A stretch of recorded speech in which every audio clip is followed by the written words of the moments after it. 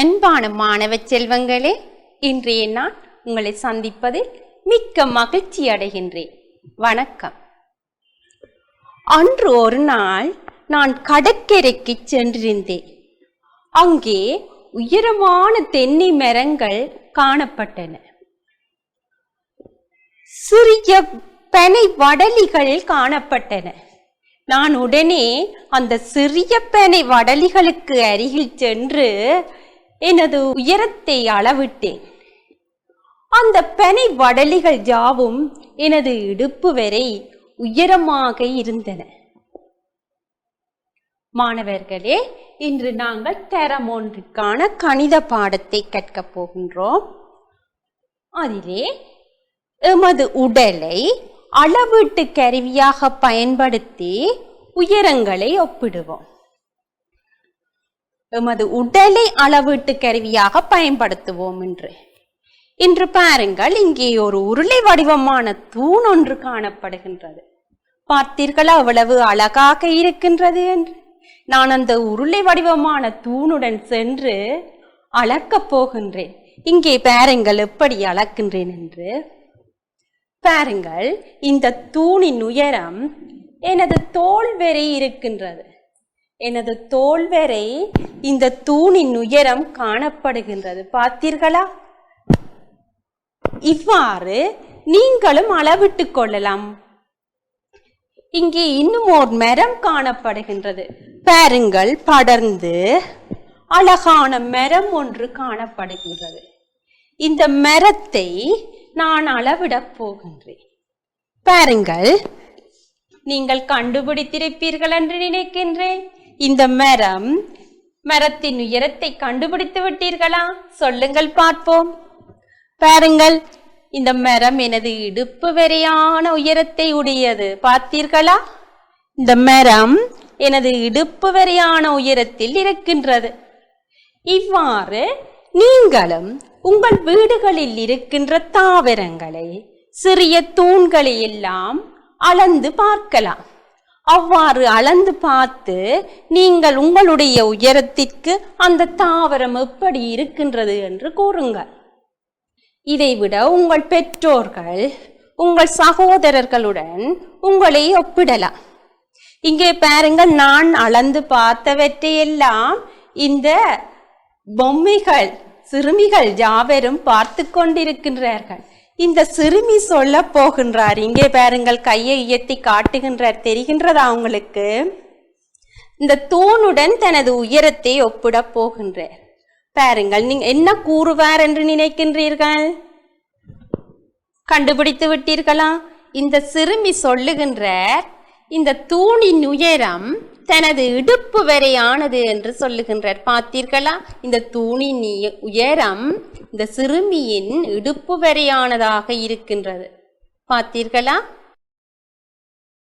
இங்கே பாருங்கள், இந்த சிறுமி தனது கையை தூக்கி காட்டுகின்றார். இந்த கட்டை சுவர் தனது எந்த உயரத்தில் இருக்கின்றது என்று பார்க்க போகின்றார். உங்கள் பாடசாலைகளே பார்த்திருப்பீர்கள், கட்டை சுவர் காணப்படுகின்றது தானே?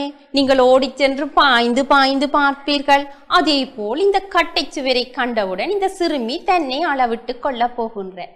பாருங்கள், நீங்கள் கண்டுபிடித்து விட்டீர்களா இந்த சிறுமியின் எந்த அளவிற்கு கட்டை சுவர் இருக்கின்றது என்று?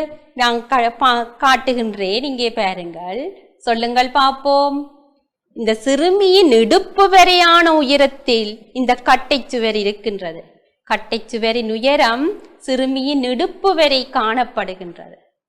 அந்த சிறுமி சொல்லுகின்றார், நான் இங்கே இந்த தூணுடன் தன்னை அளவிட்டு கொள்ள போகின்றேன் என்று.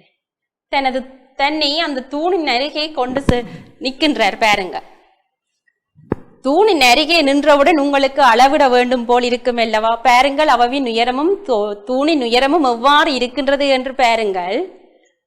பார்த்து விட்டீர்களா? இப்போது கண்டுபிடியுங்கள் பார்ப்போம். எதுவரையான உயரமாக இருக்கின்றது? காது வரையான உயரமாக இருக்கின்றது. பார்த்தீர்களா?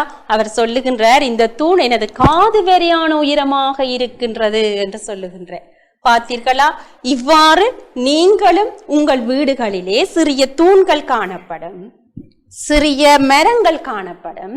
அவற்றுக்கு இடையெல்லாம் சென்று உங்களை நீங்கள் அளவிட்டு பார்த்து கொள்ளலாம். அளவிட்டு பார்த்து பதிந்து வைத்துக் கொள்ளுங்கள். எனது இடுப்பு வரை இந்த தூண் இருக்கின்றது, எனது இடுப்பு வரை இந்த தாவரம் இருக்கின்றது என்று செய்து பாருங்கள். பார்க்கின்றீர்களா? இங்கே பாருங்கள் பிள்ளைகளே, இன்று பூங்கா ஒன்றிலே சிறுவர்கள் மகிழ்ச்சியாக விளையாடி கொண்டிருக்கின்றார்கள். அவர்களை பார்த்தீர்களா? அவர்கள் விளையாடுவது மட்டுமல்ல, இங்கே என்னவெல்லாம் காணப்படுகின்றனவோ அவற்றையெல்லாம் தாங்கள் அளவிடுவதற்கும் சிந்தனை செய்கின்றார்கள். பார்த்தீர்களா? அவர்கள் விளையாடி விளையாடி ஒவ்வொரு இடமாக யோசிக்கின்றார்கள். மின்கம்பம் காணப்படுகின்றது, மின் கம்பங்களிலே எப்படி அளவிடலாம்? மரங்கள் காணப்படுகின்றன, சுவர் காணப்படுகின்றது என்று எல்லாம் பார்த்து பார்த்து விளையாடுகின்றார்கள். இங்கே பாருங்கள், உடனே ஒரு சிறுவன் ஓடிச்சென்று எங்கே நிற்கின்றார்? அந்த கட்டை சுவரின் அருகே நிற்கின்றார். நீங்கள் சொல்லுங்கள் பார்ப்போம். கண்டுபிடித்திருப்பீர்கள். பாருங்கள், அவருடைய இடுப்பு வரையான உயரமாக இருக்கின்றது. இப்போ அந்த சிறுவன் என்ன சொல்ல போகின்றார்? சொல்லுங்கள் பார்ப்போம். இந்த கட்டை சுவர் எனது இடுப்பு வரை உயரமானது என்று சொல்லுகின்றார். இந்த கட்டை சுவர் தனது இடுப்பு வரை உயரமானது என்று சொல்லுகின்றார். இதே போல் இன்னும் ஒரு சிறுவர் என்ன செய்ய போகின்றார் என்று பாருங்கள். ஒரு தாவரத்தின் அருகே நின்று, பூங்கா என்றால் உங்களுக்கு நல்ல விருப்பம்தானே? அங்கே தாவரங்கள் இருக்கின்றன. அதே நேரம் இந்த சுவர்கள், தட்டையான சுவர்கள் காணப்படும், சிலைகள் காணப்படும், நீர் குழாய்கள் காணப்படும். அவற்றையெல்லாம் இவர்கள் அளக்கப் போகின்றார்கள். பாருங்கள், இவர் இந்த தாவரத்தின் அருகே சென்று எங்கே சொல்லுங்கள் பார்ப்போம் என்று கேட்கின்றார். கண்டுபிடித்து விட்டீர்களா இவரின் எந்த அளவிற்கு இந்த தாவரம் இருக்கின்றது என்று?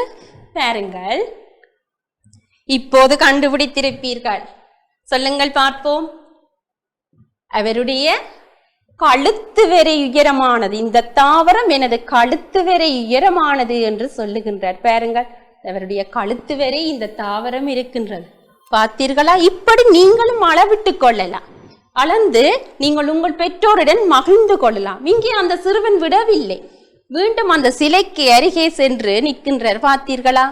சிலைக்கு அருகில் நின்று நிற்கின்ற சிறுவன் என்ன சொல்வார் என்று நினைக்கின்றீர்கள்? சொல்லுங்கள் பார்ப்போம்.